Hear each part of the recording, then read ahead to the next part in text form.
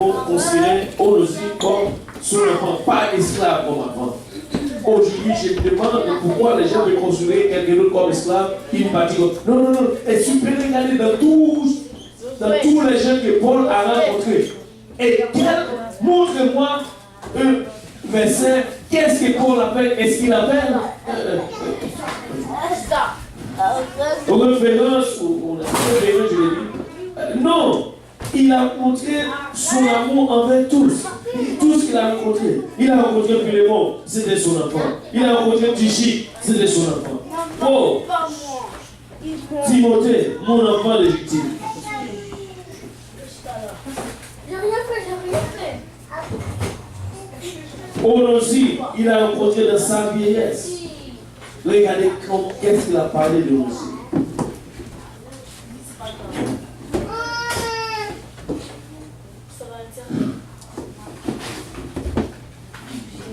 Dans Actes chapitre 4,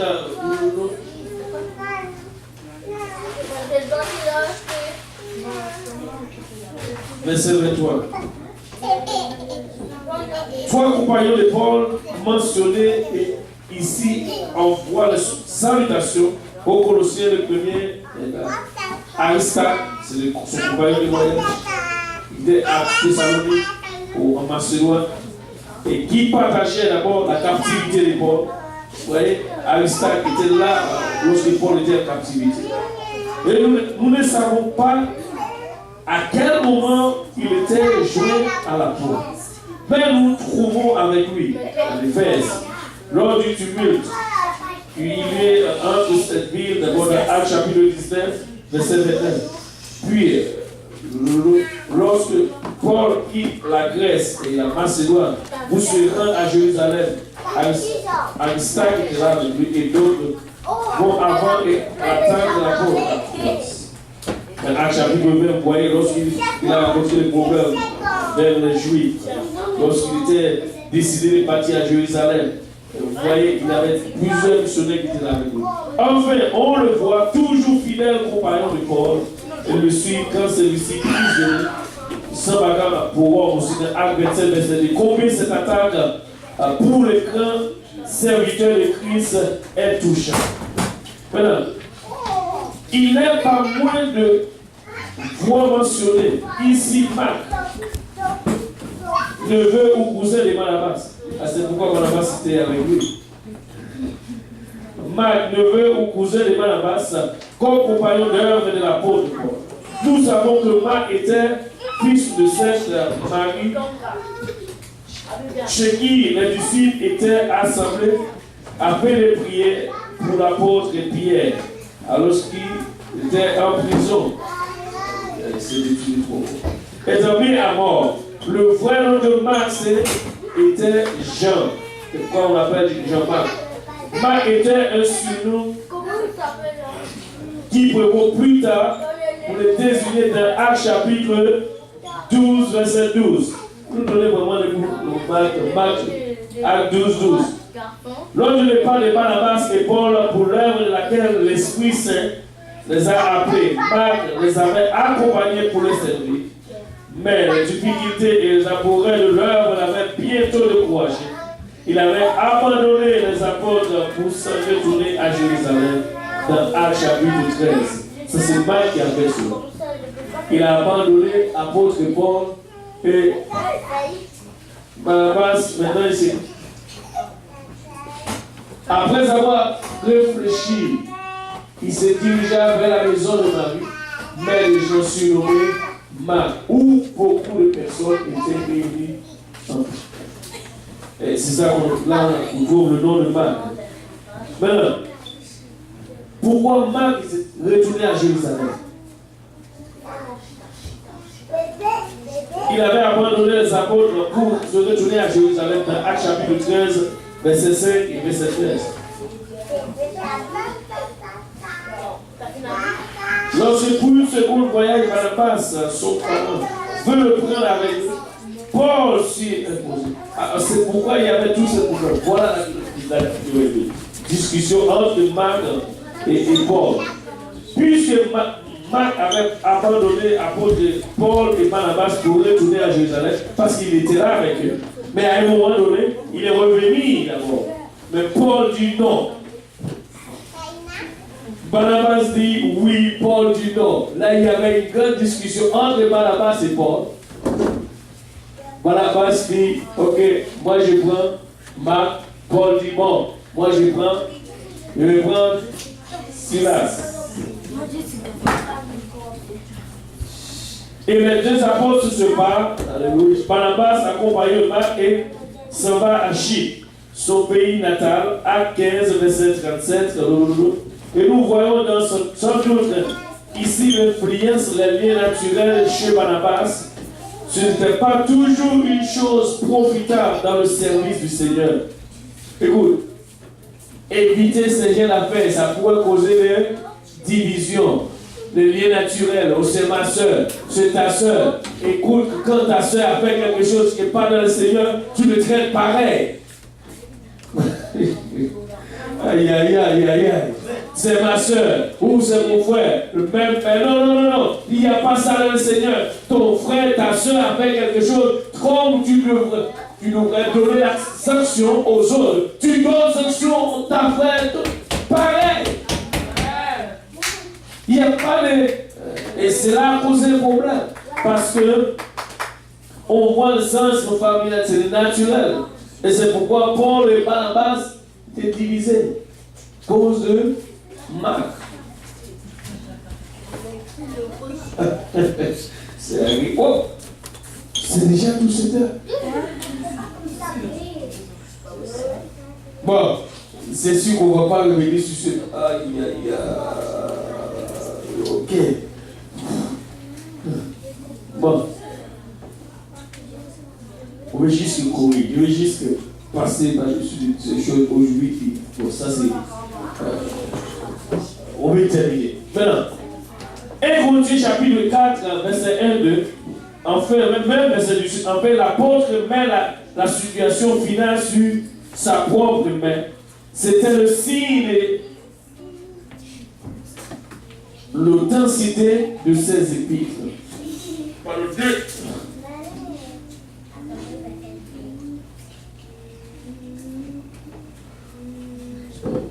Pourquoi je vais juste répéter la fin?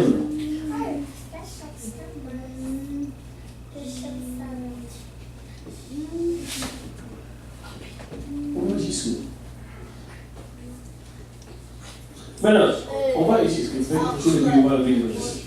Paul n'oublie pas leur personne à qui avertissement peut-être salutaire. Vu la place qu'elle occupe, à Chypre, à Nomé, dans la lettre, dans notre Philémon, il était accompagné des armes de l'apôtre. Le maître est disposé comme il lui plaît à ses serviteurs.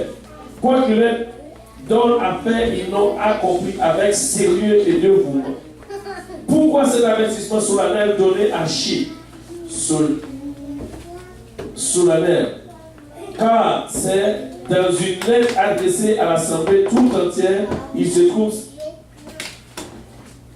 serait-ce qu'il le laissait d'abord et désiré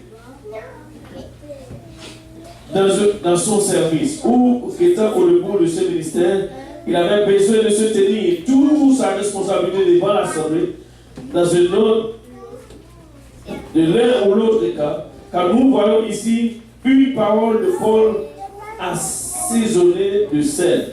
Et Paul est médiateur pour tous ceux qui, de même à Chypre, ont reçu un service du Seigneur, ce qui est dire l'administrateur ou c'est un homme qui soit trouvé fidèle. 1 Corinthiens chapitre 4, verset 1-2. Et Paul a parlé enfin, Paul met la situation finale de sa propre main. C'était le signe de l'authenticité de ses épîtres. Après cela, ainsi qu'on nous regarde comme des serviteurs de Christ et des dispensateurs des ministères de Dieu. C'est-à-dire, lorsqu'il est venu et réconcilié et a appelé Marc, il a parlé et a dit ses paroles. Il ne veut pas que lui ait un problème à quelqu'un. Et juste ça peut causer quelque chose qu'on ne voit pas le serviteur de Dieu. On dit nous sommes tous des serviteurs. S'il y a un problème, on va arranger cela. Parce que nous sommes serviteurs de Dieu. Dans 2 Thessaloniciens chapitre 3, Et cela est devenu nécessaire parce que l'homme, ou parce que des hommes mal intentionnés faisant l'usage de l'être venant soit dessus de lui. 2 Thessaloniciens chapitre 2, nous n'allons pas lu. Et à Paul, prend toujours lui-même, mais les dicté à quelques frères Romains 16, 22, il insiste auprès des Galates. Si vous prenez note, vous allez lire. Afin de leur mieux montrer toute sa sollicitude pour eux. Et cela vient corroborer la pensée qu'en général il n'écrivait pas lui-même en tant qu'à. En tout cas, il prenait des précautions pour qu'on n'abusait point de l'autorité de son nom. Triste, nécessaire, qui montre combien de bonne heure, de fausseté et de fraude il employait, hélas, dans ces choses religieuses. C'est terminant que l'apôtre, donc on voit en cela l'absence complète d'égoïsme. Et c'est ces choses que nous devons enlever. L'égoïsme. Si vérifier d'abord, nous devons vérifier nos vies pour voir s'il n'y a pas d'égoïsme. Réclame souvenir les Colossiens dans les positions douloureuses où ils se trouvaient.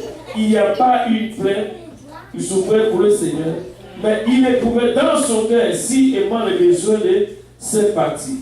Ces sympathies, ce n'était pas pour des nationalités, ce n'était pas de ses amis, mais les sympathies doivent se retrouver auprès des chrétiens. Nous sommes tous chrétiens. Si on devrait avoir des sympathies, ça doit être des sympathies chrétiennes. Vous comprenez que vous ne parlez de sympathie. Pourquoi? Et c'est dans l'appel de sympathie qu'on voit préférable. Préférence, qu'on appelle. Préférence, le mot préférence. Oui, je préfère lui. S'il y a quelqu'un que je dois préférer, ça doit être un chrétien, un saint. Et c'est quel appel touchant, il devrait bien aller jusqu'au cœur de Colosse. Oh, pensons aux serviteurs de Dieu dans la difficulté et dans la peine. Pour lui, il est souhaité de la grâce soit avec eux. Et cette grâce pour les accompagner, le soutenir, leur garder et les encourager jusqu'au terme de la route. Grâce dont nous avons tous et toujours un si grand besoin ou un tel besoin. Nous devons juste penser la grâce. Bien, même quand tu es dans ta difficulté, bien penser. Et là, tu vas avoir une parole d'encouragement pour l'autre. Parce que tu es dans une, tu te retrouves dans une difficulté ou dans une difficulté supérieure. Là, tu veux déranger d'autres avec une parole amère. On ne dérange personne. Nous sommes tous des chrétiens. Et là, c'est pourquoi Paul nous a dit, nous sommes des frères. On va juste laisser ici dans cette pensée de Galates chapitre 6, verset 11. Ça c'est général. Galates 6, 11. Et c'est là, on va terminer avec ça.